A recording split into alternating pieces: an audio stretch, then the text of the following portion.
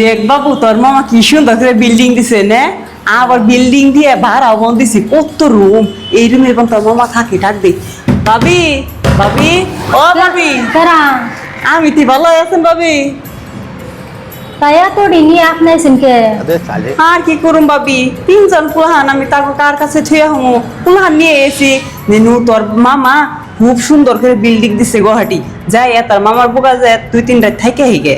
থাকার আশা করলে আমার বাড়িতে থাকা হারবা না। সিধা পয়গুলো নিয়ে থাকবার গেলে আমার রুম টুম খিস খবর করে হলাইবে, আর মেলা খরচ পাতিও আছে। পোলাহান নিয়ে আইস ভালো হয়েছে, এক উক্ত খাইয়ে তারপরে যাওগা। এনে আমি থাকবার নিগে জায়গা একরাই তো দিন না। ভাবি এটা আপনি কেমন কথা কন? আমি হে এত দূর থেকে আইছি এই পয়পুলার নে কত কষ্ট করে, আবার তাহলে ওখানে যদি জান না কাকা তাহলে আমি কেমন করে যাবো? যেমনে মনে হয় সেমনে যাওগা। ও গিয়া কি আমি জানি, বাড়িতে থাকতেও জ্বালাইছ, এ নাই পড়ছি এনে হয়েছে জ্বালাইবেন নিগে।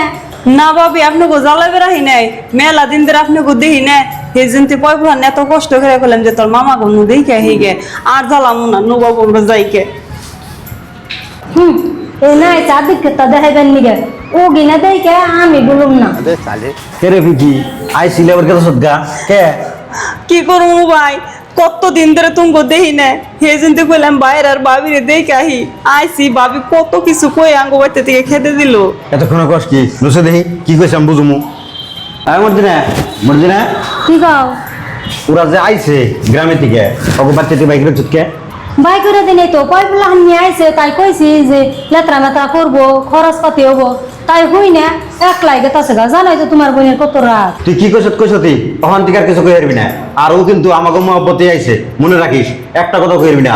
যা ঘরে নিয়ে যা। আমি বুঝি